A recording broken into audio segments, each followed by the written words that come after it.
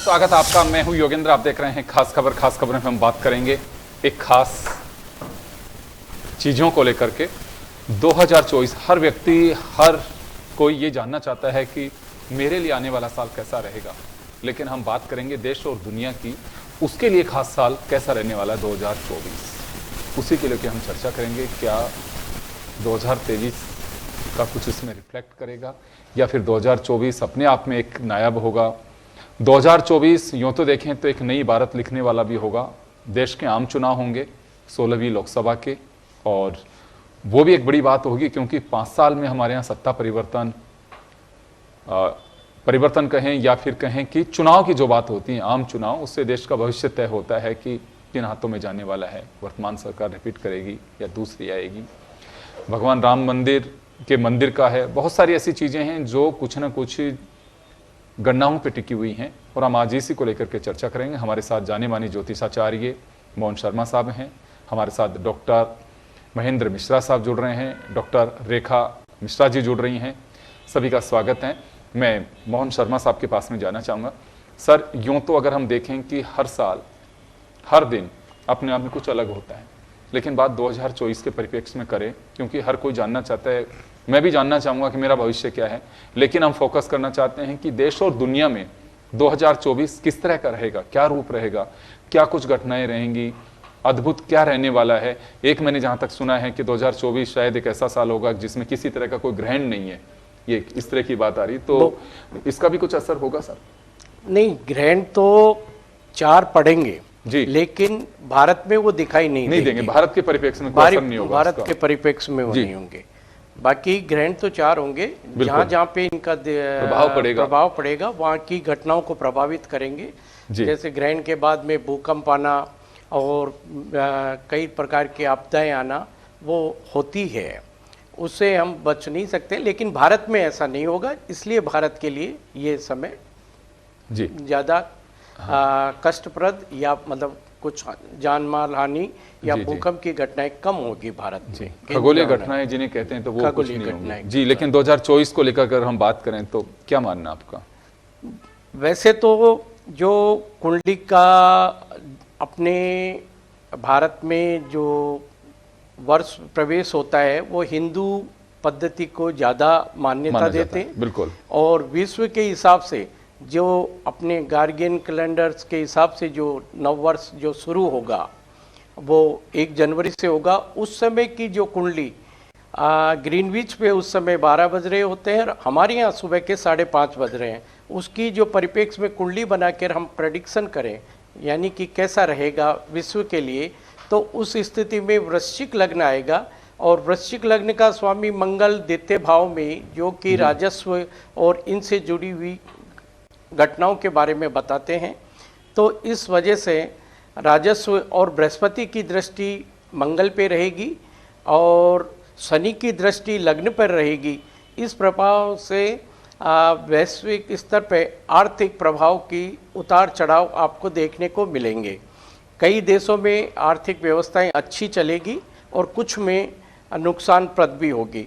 जो राशि जहाँ जहाँ स्थित है वर्ष कुंडली, उसके अनुसार देश भर में तो उनको अलग अलग प्रभाव देखने को मिलेंगे, पर ज़्यादातर ग्रह स्थिति के अनुसार आर्थिक व्यवस्था इस वर्ष 2024 में सुधरेगी।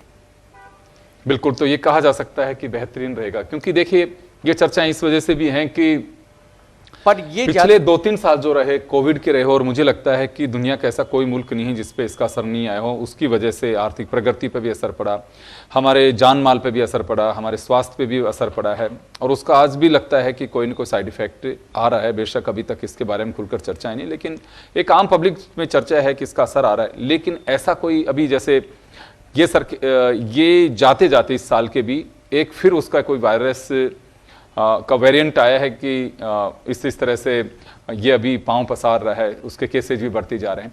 तो 2024 अगर हम स्वास्थ्य के हिसाब से बात करें तो वो कैसा रह सकता है? ये है कि अभी मंगल की दृष्टि राहु पे आई है, तो इस वजह से ये इसकी बीमारी का वापस ये जो नया वेरिएंट लेके उदय हुआ है तो ये अभी तो चलेगा। 1.5 महीने के करीबन एक राशि में मंगल रहते हैं। उनकी चौथी दृष्टि राहु पे पड़ने के कारण अभी तो 1.5 महीने तक इसका प्रभाव अपने भारत में भी ज़्यादा देखने को मिलेगा और कुछ क्षति जान माल की हानि भी होगी, पर ज़्यादा नहीं हो पाएगी। इसकी क्षति जीवन में मतलब मृत्यु दर कम रहेगी। वैसे असर तो रहेगा क्योंकि मंगल की दृष्टि राहु पे होने के कारण स्वास्थ्य पे असर आता है उसका। स्वास्थ्य पे असर रहेगा जी। और वैसे फिर मंगल अभी आगे जो भ्रमण करके फिर 1.5 महीने में राशि परिवर्तन करते हैं, तो ये अभी शनि से भी जाके मिलेंगे 3 महीने बाद में। तब भी थोड़ा सा उस समय भी कुछ दुर्घटनाएं ज़्यादा होने की संभावना है। फिर बृहस्पति से मिलेंगे तो वहाँ पे कम थोड़ा सा ये बचाव शुरू हो जाएगा। लेकिन मई तक की स्थिति अभी तक स्वास्थ्य के प्रति देश में ज़्यादातर भारत में भी और अन्य देशों में भी ये अभी थोड़ा सा कुछ दुर्घटनाएं होना ये अभी जारी रहेगी। जी, ये दुर्घटनाएं जो हैं ये प्राकृतिक घटनाएं होंगी या फिर कुछ इस तरह के एक्सीडेंटल केसेज और ये प्राकृतिक घटनाएं ज़्यादा होगी दुर्घटनाओं में। तूफान आना है या कुछ इस टाइप से। हाँ। तूफान मंगल जो है ना, और सेना में भी कई जगह हो सकता है, विद्रोह हो सकता है, कुछ सैनिक घटनाएं जो है इस तरह की हो जाए कि जो युद्ध की स्थिति भी कई एक आध जगह पे बनेगी। ये बात कर रहे हैं यहाँ पे दुनिया के किसी मुल्क की बात कर रहे हैं, दुनिया के उस भारत के परिप्रेक्ष्य में नहीं। शांति रहेगी भारत के लिए अभी शांति है क्योंकि जो वृषभ लग्न की कुंडली है और मई से आर्थिक स्थिति में और अच्छा सुधार होगा भारत बिल्कुल के बिल्कुल लिए। क्योंकि हमारे यहाँ पे नई सरकार का भी गठन मई में होने वाला है। मई में बृहस्पति मेष से चल के वृषभ में आ जाएंगे। भारत की कुंडली में वृषभ लग्न होने के कारण लग्न में आने से पंचम भाव जो शिक्षा का, शेयर सट्टे लॉटरी का इनका है, नवम भाव धार्मिक का है और सप्तम भाव पार्टनर मतलब जो अपने दूसरे भी मुल्क जो हमसे अभी एंटी हैं उनमें भी अपने आपस में सामंजस्य की और एक दूसरे की मित्रतावश बात होगी। और बृहस्पति शाम का मतलब है समझाने से जी। तो मतलब आपस में मित्रता पूर्वक मतलब बातचीत के साथ ये सौहार्दपूर्ण में कई समझौते भी होंगे और अच्छी आर्थिक स्थिति के कारण भारत अच्छी उन्नति भी करेगा मई के बाद में। बिल्कुल। तो ये कहा जा सकता है कि कई मुल्क ऐसे होंगे कि जिन पे प्राकृतिक घटनाओं का और जो ज्योतिष गणना है उसका असर होगा, किसी का अनुकूल होगा तो किसी के विपरीत होगा। अनुकूल की बात करें तो भारत के लिए 2024 काफ़ी बेहतर बताया जा रहा है। मई 2024 से भारत की तरक्की और बढ़ेगी, आर्थिक स्थितियां और मजबूत होंगी। लेकिन दुनिया के कई ऐसे मुल्क हैं जहां पे सैनिक विद्रोह का भी सामना कुछ मुल्कों को करना पड़ सकता है, कुछ देशों को करना पड़ सकता है। ये ज्योतिषाचार्य मोहन शर्मा साहब का साफ कहना है। 2023 का ऐसा कुछ हम कह सकते हैं कि वो चल रहा हो और 2024 में भी उसका असर देखा जाएगा। 2023 में शनि की दृष्टि राहु और गुरु पे थी। राहु ने राशि परिवर्तन कर लिया है, इस वजह से अब वो जो स्थिति में सुधार हो गया है। और जैसा कि अभी आपको पहले भी बताया, मई से स्थिति में बृहस्पति के परिवर्तन से शनि की दृष्टि बृहस्पति पे नहीं रहेगी। इसलिए अपने मई तक तो थोड़ा सा अप्रैल तक, मई से 1 मई से बृहस्पति का परिवर्तन हो जाएगा तो अप्रैल तक की स्थिति तो अभी खिंचाव मतलब तनावपूर्ण कुछ कई जगहों पे अपने यहाँ पे भारत में भी देखने को मिलेगी क्योंकि शनि की दृष्टि अभी गुरु पे बनी हुई है।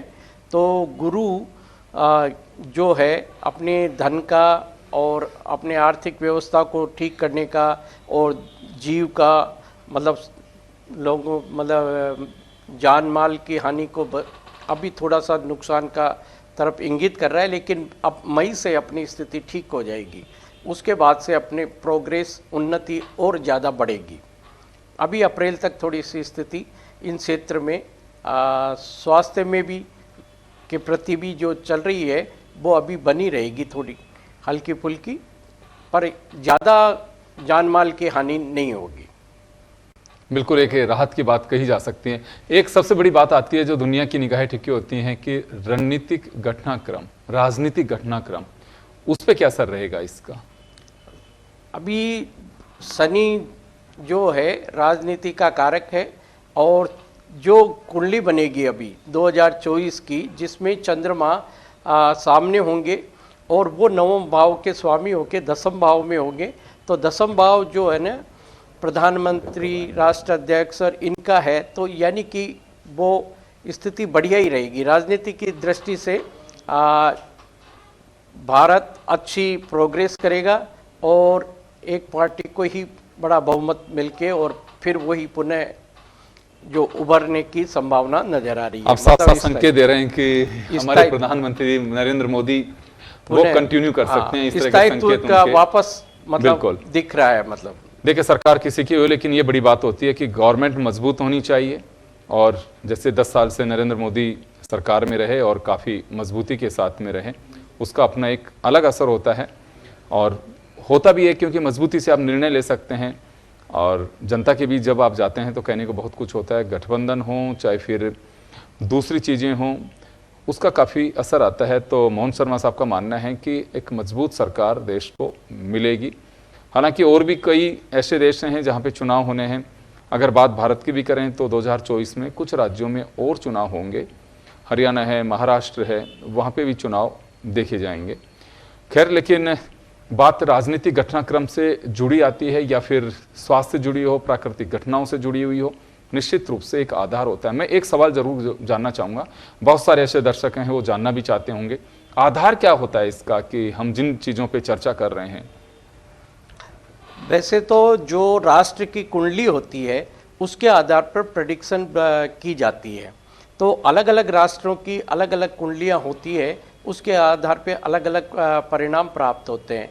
और हमारे यहाँ पे वैसे तो हर सूर्य संक्रांति के आधार पे हर एक महीने की उसकी प्रेडिक्शन की जाती है, कैसी आर्थिक स्थिति रहेगी, कैसे स्वास्थ्य के प्रति लोगों की बीमारियां या दुर्घटनाएं किस प्रकार की होगी, उतार चढ़ाव शेयर बाजार में, आर्थिक मंदी कैसी रहेगी, ये प्रत्येक संक्रांति के आधार पर 4 संक्रांति ऐसी होती है जिसमें 2 संक्रांति तो वहाँ पे जब दिन और रात हमारे बराबर होते हैं, यानी मेष और तुला संक्रांति पर उसकी जो 3-3 महीने की प्रेडिक्शन होती है वो महत्वपूर्ण होती है। इसी प्रकार से मकर संक्रांति और कर्क संक्रांति, जब एक सूर्य दक्षिणायन होते हैं और एक स्थिति में सूर्य उत्तरायण होती है, उसके आधार पे भी ये सभी चीज़ों की आर्थिक, सामाजिक और राजनीतिक गतिविधियों को देते हैं। अब राजनीतिक के आधार पे हम जो कुंडली है, भारत की कुंडली जो वृषभ लग्न की है, अभी चंद्रमा में शुक्र की दशा और अंतर्दशा चल रही है। चंद्रमा और शुक्र तृतीय भाव में बैठे हैं, तो यानी कि तृतीय भाव पराक्रम भाव होता है, तो हमारे देश का पराक्रम बढ़ेगा। अभी भी चल रही है, ये 2023 से और ज़्यादा उन्नति हो रही है। और पहले चंद्रमा में सूर्य की थी, वो केतु की थी, उसमें भी अच्छी स्थिति थी। अब ये भी मार्च 2025 तक ये चलेगी, तो इसमें अच्छी उन्नति होगी और देश में और हमारे भारत की साख बढ़ेगी, जिससे हम गौरवान्वित महसूस करेंगे। जी बिल्कुल, बड़ी बात यही होती है कि आपकी एक रेपो जो बनती है, रेपुटेशन जो बनती है, वो एक काफ़ी कुछ मायने रखती हैं, और एक मजबूत नेतृत्व, मजबूत भरोसा होता है। तो एक मेरा और सवाल होगा कि हमने पिछले कुछ सालों से देखा है कि रूस यूक्रेन के बीच में अभी भी जंग जारी है, कभी ना कभी बीच बीच में कुछ न कुछ आती रहती हैं इस तरह की खबरें। गाजा और इजराइल के बीच में जिस तरह की स्थितियाँ इस ढलान की ओर जब था ये साल, तो उसी दरमियान वहाँ पे भी इसी तरह का एक हमला हुआ और युद्ध में तब्दील हो गया। आज कितनी कैजुअलिटीज़ हो चुकी है, कितने लोगों को जान गंवानी पड़ी है। तो क्या लगता है कि वहाँ कुछ शांति बहाली के आसार दिखाई दे रहे हैं, क्योंकि काफ़ी लिबरल बता रहे हैं आप 2024 को? बिल्कुल, ये स्थिति अभी अप्रैल तक तो चलेगी। अप्रैल के बाद में जैसे ही बृहस्पति का राशि परिवर्तन होगा तो शनि की दृष्टि बृहस्पति से हट जाएगी, तो उसके बाद से मैंने पहले भी कहा बृहस्पति समझाइश शाम से, यानी कि समझौता हो जाएगा और आपस में शांति कायम हो जाएगी, जो स्थिति चल रही थी। वैसे तो ये अभी 1 दिसंबर से ही, जैसे ही राहु केतु ने जैसे राशि परिवर्तन किए हैं, तब से ही थोड़ा सा अब समझौते का शुरू हो गया, लेकिन अभी तक शनि की दृष्टि बृहस्पति पे रहेगी ना, जब तक कि थोड़ी से परिणाम की शुभता में आने में अभी थोड़ी सी देरी है। और समझौता जैसे ही 1 मई से बृहस्पति का राशि परिवर्तन हुआ और ये जो युद्ध में आपस में समझौता के और शांति कायम हो जाएगी। बिल्कुल, क्योंकि हर कोई चाहता है शांति वाली होनी चाहिए। एक बात आती है कि खाद्यान्नों की जो बात आती है, आप लोग उस ज्योतिष गणना के केंद्र से भी जुड़े हुए हैं। आपका एक बड़ा एक एसोसिएशन भी बना हुआ है जिसमें वायु से परीक्षण करके भी आप लोग बताते हैं। यहाँ आपकी ज्योतिष गणना होती है, तो क्या माना जाए कि खाद्यान्न हो चाहे हमारा एग्रीकल्चर जो सेक्टर है उस पर किस तरह का असर रह सकता है? अभी शनिदेव अपनी ही राशि में, कुंभ राशि में चल रहे हैं, तो खाद्यान्नों की तो फसल अपने को भारत में अच्छी देखने को मिलेगी। मतलब इस तरह का नहीं है कोई अकाल सूखा या इस तरह की बात देखने को मिले, क्योंकि बरसात के योग भी अभी मिश्रित थे, मतलब अच्छी भी थी कई जगह कई में, लेकिन खाद्यान्नों की कमी नहीं आएगी। बल्कि पर यह है कुछ चीज़ों में उतार चढ़ाव देखने को ज़रूर मिलेंगे, कुछ महंगाई के मतलब इस तरह से मतलब उनको, लेकिन जो साधारण चीज़ों में कुछ समय पश्चात ये स्थिति ठीक रहेगी। जी, तो खैर चलिए, ओवरऑल अगर हम मोहन जी की बात पे यकीन करें तो साफ इनका कहना है कि 2024 बहुत ही अच्छा साल रहने वाला है और इनके लिहाज से भारत के परिप्रेक्ष्य में अगर हम बात करें तो निश्चित रूप से काफ़ी हद तक एक मजबूत अर्थव्यवस्था की बात हो, खाद्यान्न जिसे हम एग्रीकल्चर कहते हैं, उस पर कोई संकट के बादल इतने नहीं दिखाई दे रहे हैं। इनके हिसाब से बारिश ठीक कही जा सकती है। राजनीतिक उथल पुथल की जो बात होती है जिससे एक अस्थिरता का माहौल बनता है, उस पर कहीं कुछ इनको ऐसा प्रभाव नहीं दिखाई दे रहा। कुल मिलाकर के ये कहा जा सकता है कि 23 से भी बेहतर 24 रह सकता है और मुझे लगता है कि ये काफ़ी ज़रूरी भी होता है, क्योंकि हर किसी की एक इच्छा होती है, एक ध्यान होता है कि हम जिस साल में प्रवेश करने वाले हैं वहाँ की स्थिति क्या रहने वाली है। तो काफ़ी बेहतरी की बात कही जा रही है और बेहतर रहनी भी चाहिए, क्योंकि अपेक्षा सभी की इसी तरह से रहती हैं। हमारे साथ डॉक्टर महेंद्र मिश्रा साहब जुड़े हुए हैं, डॉक्टर रेखा शर्मा जी हमारे साथ में जुड़ी हुई हैं। सर, मिश्रा साहब आपके पास में आना चाहूँगा मैं। अगर 2024 को हम वैसे देखें तो क्या लगता है आपको कि 23 से बेहतर रहने वाला है, 23 से हल्का रहेगा, या 24 में क्या कुछ खास रहेगा? देखिए, कई मायनों में 2024 बहुत अच्छा रहेगा। जैसे उन्नति के क्षेत्र में, वैज्ञानिकता के क्षेत्र में देखा जाए तो 2024 2023 से कई गुना ज़्यादा अच्छा रहेगा। वैज्ञानिकी दृष्टि से देखें तो नए नए शोध होंगे, नए नए आयाम स्थापित होंगे, डेवलपमेंट के विकास के नए नए रास्ते खुलेंगे। जो ग्रहों का संयोजन है 2024 अप्रैल के बाद, अप्रैल से जून के बीच में अच्छा विकास रहेगा। बात करें विश्व के स्तर पर या भारत के स्तर पर, तो भारत के स्तर पर, देश के स्तर पर बहुत अच्छा विकास होगा, विकास को गति मिलेगी।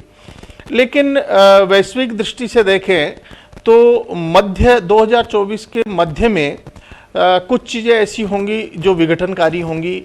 आपस में जो सामंजस्य बैठा हुआ है वह कई देशों के साथ में बिगड़ेगा और जो पूर्वी देश हैं वो और जो पश्चिमी देश हैं उनमें टकराव ज़्यादा होगा। पश्चिमी देशों में ज़्यादा हलचल होगी पूर्वी देशों के बजाय, और वैश्विक स्तर पर कुछ चीज़ें ऐसी होगी जो विघटनकारी होंगी जी।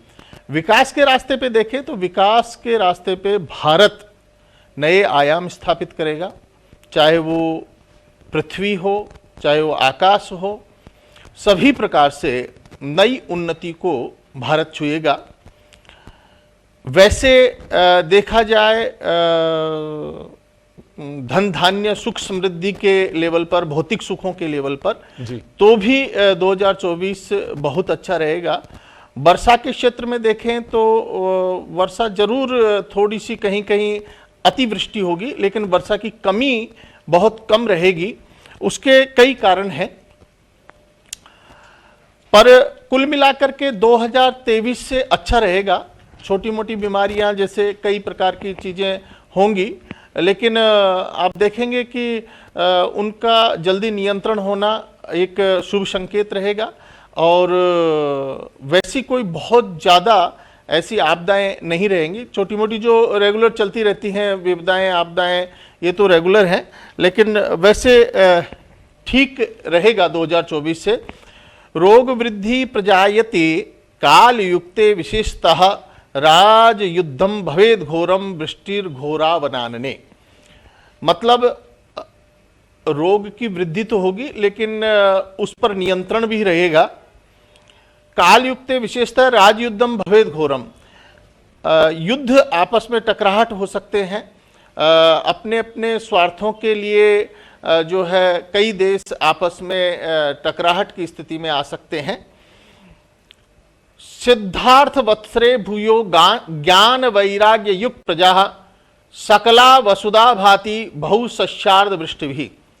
बहुवृष्टि जो शस्य को नाश करने वाली ही होगी, लेकिन अल्प वृष्टि का अभाव रहेगा। मतलब वृष्टि पूर्ण मात्रा में होगी। कहीं कहीं जहां बाढ़ग्रस्त इलाके हैं वहां बाढ़ जरूर इसको नुकसान पहुंचाएगी।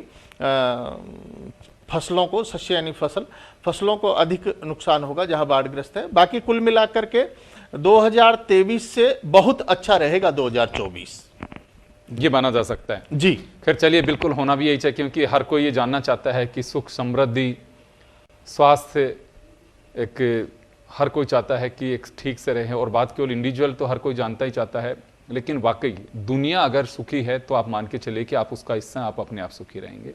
डॉक्टर रेखा जी हमारे साथ में हैं। मैम, क्या लगता है आपको 2024 को लेके? देखिए, सबसे पहले तो नववर्ष की आप सभी को बहुत बहुत शुभकामनाएं। Thank you, जो आपको दर्शक हमें शुभकामनाएं। सुन रहे हैं उनको भी बहुत बहुत शुभकामनाएं। और 2024 की ग्रहानुसार यदि हम बात करें तो इस वर्ष में मंगल बड़ी बलवान स्थिति के अंदर है और शनि अपनी स्वराशि में पूर्ण ऊर्जा के साथ में अपना दमखम दिखाएंगे। और गुरु की जो स्थिति है वह राजनीति में बहुत बड़े आंतरिक परिवर्तन लेकर के आएगी। तो इस तरह से हम विभिन्न ग्रहों का प्रभाव पूर्ण भारतीय समाज पर हम देखेंगे, चाहे वह राजनीति का क्षेत्र हो, चाहे विद्यार्थियों का जीवन हो या उद्योगपति वर्ग हो। अगर सारांश यदि निकाला जाए कि ये जो ग्रह परिवर्तन हो रहे हैं, शनि वक्री होंगे, तो वक्रावस्था का जनमानस पे क्या प्रभाव पड़ेगा उसको अगर हम देखें तो जैसा कि आचार्य जी ने भी बताया कि विश्व राजनीति में बहुत बड़े बदलाव आएंगे। और राजनीति में हम जिन पक्षों की कल्पना नहीं कर रहे हैं, मतलब आंतरिक रूप से जो राजनीति है वो इस तरह का प्रभाव दिखाएगी कि आपका जो आंतरिक रूप से जो डिसीजन हो रहे हैं उसका जनता को पता नहीं होगा। एक कयास जनता लगाती रहेगी, जैसा कि हमने अभी शुरुआत में ही देखा। परंतु सुखद वार्ता ये रहेगी 2024 में राजनीति के क्षेत्र से कि पार्टियों में आंतरिक बदलाव तो होंगे, लेकिन जनता को इससे किसी भी प्रकार का कोई नुकसान नहीं होगा। जनहित के अंदर फैसले आएंगे। कोई भी राजनीतिक पार्टी सत्ता में आए, लेकिन वो फैसले जनता के हित में ही करेगी। तो जनता के लिए, जनमानस के लिए बहुत अच्छा वर्ष रहने वाला है। शनि वक्री है। वक्री ऐसा नहीं है कि शनि हमेशा हमें बुरे फल ही देते हैं, ये कर्म के देवता हैं। कर्मानुसार फल की व्यवस्था शनि के द्वारा वितरित की जाती है और उसमें हम देखेंगे कि जो जैसा कर्म करेगा, यहाँ पर जो जन सामान्य हैं उनको अच्छे कर्मों की ओर प्रेरित होना चाहिए। यानी कि अगर आप अच्छे कर्मों में लिप्त हैं तो निश्चित रूप से शनि आपको बहुत अच्छा फल प्रदान करेंगे इस वर्ष। और यदि आप गलत कर्मों में लिप्त हैं, यानी कि विशेष रूप से मांस मदिरा का सेवन करना या फिर जो सट्टेबाजी है, उसके लिए यह वर्ष ठीक नहीं रहेगा। तो इस तरह से काफी सारे परिवर्तन हम इस वर्ष में देख सकते हैं। बिल्कुल, क्योंकि परिवर्तन देखिए कुछ ना कुछ नए साल में मिलता है। एक बात मुझे अच्छे से ध्यान है, यहाँ पे एक ज्योतिषाचार्य साहब ने कहा था कि देखिए यूं तो अगर हम बात करें तो हर दिन हर पल में कुछ न कुछ नया होता है। जैसे हम बात करते हैं कि इस बार होली कैसी है, दिवाली कैसी है, तो आता है कि 100 साल बाद में एक ऐसा मुहूर्त बन रहा है, इतने साल बाद में बन रहा है। तो वो मुहूर्त ज्योतिष गणना के हिसाब से देखें कि आज जो मुहूर्त है कितने साल पहले इसी तरह की स्थितियां बनी होगी, हो सकता है 100 साल पहले हो, 200 साल पहले हो। तो इस तरह का एक कालखंड जो होता है उसमें कोई न कोई स्थिति आती है। लेकिन एक अच्छी बात यह है कि हमारे साथ 3 ज्योतिषाचार्य बैठे हुए हैं। सभी का कहना है कि 2024 बहुत बेहतर रहेगा, मजबूत स्थितियां रहेंगी।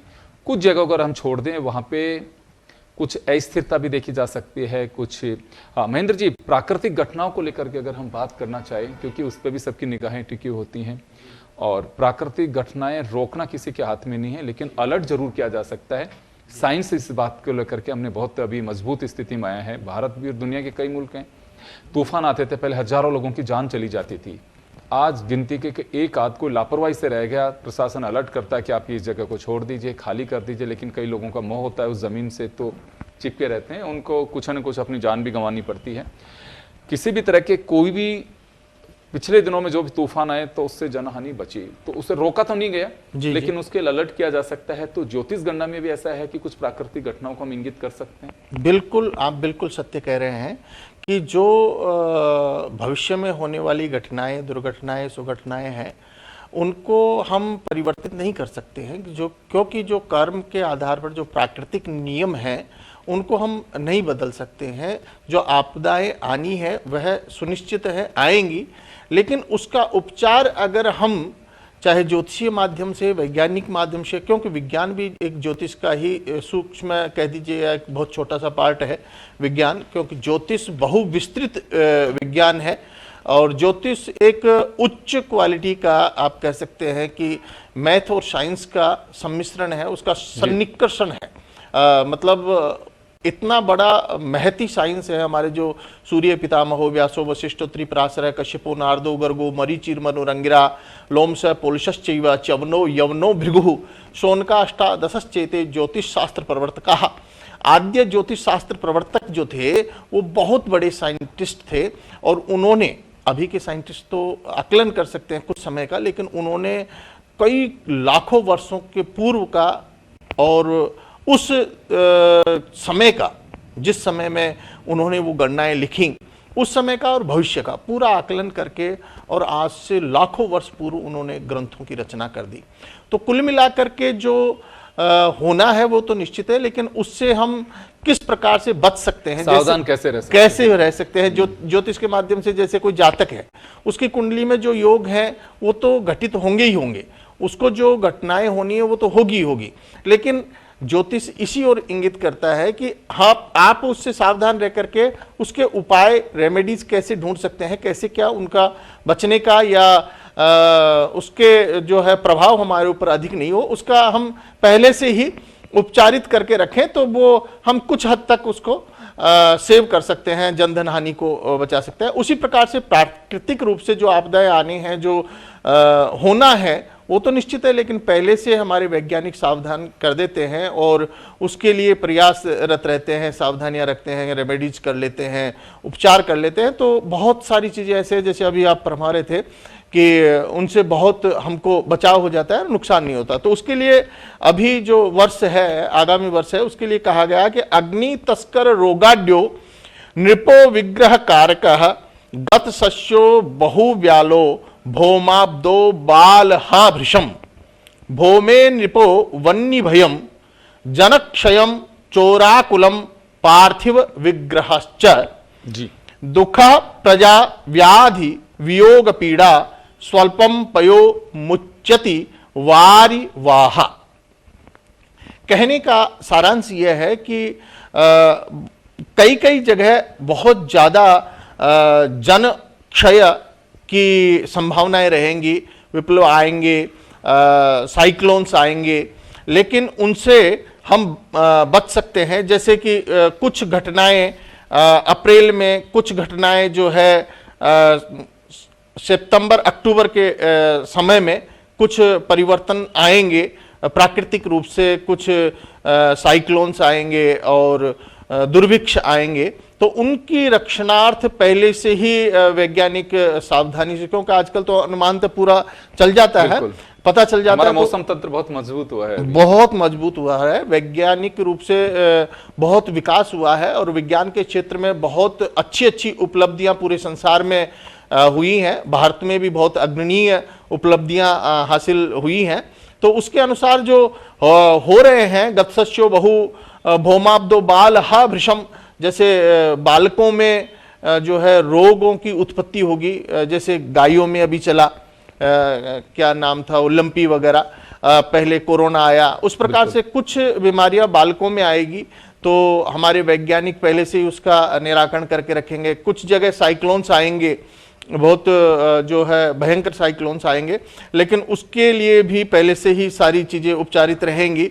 और व्याधि वियोग पीड़ा और सामंजस्य तो बढ़ेगा, लेकिन कई देशों के साथ में जो है बिगड़ेगा भी और कई देशों के साथ में ये बढ़ेगा। भारत के परिप्रेक्ष्य में बता भारत के परिप्रेक्ष्य जी, में, जी। वर्ल्ड के परिप्रेक्ष्य में यह है कि बालकों संबंधित कुछ बीमारियां आ सकती हैं और जो है साइक्लोन्स आ सकते हैं, तूफान आ सकते हैं वर्ष के मध्य में। जी बिल्कुल। चलिए समय कम है, लेकिन रेखा जी के पास में मैं जरूर जानना चाहूंगा एक बार।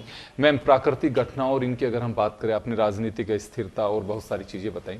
प्राकृतिक घटनाएं, हमारा ये ध्यान होता है कि हमारा एग्रीकल्चर प्रोडक्शन किस तरह का रहेगा। बीमारियों की बात जैसे अभी आचार्य जी ने कही, तो क्या मानना आपका? देखिए, जैसे कि आचार्य जी ने अपनी बात कही, उसी को मैं आगे ग्रहानुसार जो फलादेश कहा गया है उसी को मैं आगे ले जाऊंगी कि प्राकृतिक आपदाओं में निश्चित रूप से इसको कोई नहीं रोक पाएगा। हम जानते हैं व्यवहारिक रूप से भी इसके कई कारण हैं कि हमारे द्वारा ही कुछ सिस्टम के अंदर संतुलन जो बिगड़ रहा है, उसके कारण ये प्राकृतिक आपदाएं आ रही हैं।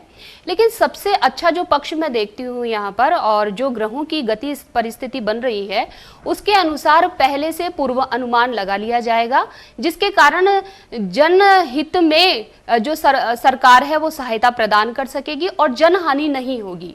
यानी कि किसी की जान पर खतरा नहीं आएगा, लोगों को हम बचा लेंगे। प्राकृतिक आपदाएं आएंगी जैसे कि बाढ़ का आना, भूकंप का आना, ये हमें बीच बीच में मध्य में, जैसे कि अप्रैल की हम बात करें, सितंबर की हम बात करें, तो यहाँ पर संभावनाएं बहुत अधिक बन रही हैं कि इन महीनों में विशेष रूप से कुछ आपदाएं आएंगी। लेकिन हम अपनी जनता को उन आपदाओं से बचा लेंगे। हमारी जो सरकार है वो समर्थ रहेगी इस पक्ष पर। और यहाँ में एक किसान वर्ग, जैसे कि आपने कृषि की बात करी, तो किसान वर्ग को मैं यहाँ पर लेना चाहूंगी कि उनके लिए यहाँ 2024 में विशेष रूप से देखिए प्राकृतिक आपदाओं का, जैसे कि अतिवृष्टि होना, अनावृष्टि होना, इससे भारत देश के विभिन्न क्षेत्रों के जो किसान हैं वो निश्चित रूप से प्रभावित तो होंगे। तो उनको जो बचाव के जो भी उपाय है वह समय रहते कर लेने चाहिए। जैसे मौसम का पूर्वानुमान है उसका पालन करना चाहिए ताकि वह अपने नुकसान को बचा सके, उनको इतनी हानि ना हो। तो किसानों को यहाँ सचेत रहने की आवश्यकता है, समय पूर्व तैयारी करने की आवश्यकता है। बाकी उनके लिए सुखद रहेगा यह वर्ष यदि वह चलिए, मैं माफी चाहूंगा और समय का अभाव है, लेकिन हमने ज्योतिषाचार्यों से जानना चाहा कि 2024 कैसा रहेगा। ओवरऑल अगर हम देखें तो बहुत ही अच्छा रहेगा। कुछ घटनाएं हैं क्योंकि आप उनको टाल नहीं सकते हैं, लेकिन फिर भी होंगी। लेकिन उन घटनाओं को नज़रअंदाज बेशक नहीं करें। अगर नहीं भी करते हैं तो हमारा ये जो 2024 रहेगा काफ़ी सुखद रहेगा। किसी को कोई डरने की बात नहीं है, जिसके लिए हम कहते हैं कि नववर्ष की शुभकामनाएं, हैप्पी न्यू ईयर। हैप्पी तभी होता है जब आप प्रगति कर दें, स्वस्थ रहें, मस्त रहें, क्योंकि आज हर कोई देश चाहता है कि हैप्पी इंडेक्स उनका अच्छा रहना चाहिए। वो जब तभी हो सकता है कि 2 वक्त की रोटी ठीक से मिले, लोगों को रोजगार मिले, स्वस्थ रहें। और कहा भी जाता है कि पहला सुख निरोगी काया। तो मुझे लगता है कि वो सारी चीज़ें अगर 2024 में देखने को मिलती हैं तो इससे बेहतर नहीं हो सकता। चलिए, आप सभी को बहुत बहुत शुभकामनाएं नए साल की, और खास खबर में इतना ही। दीजिए इजाज़त। नमस्कार।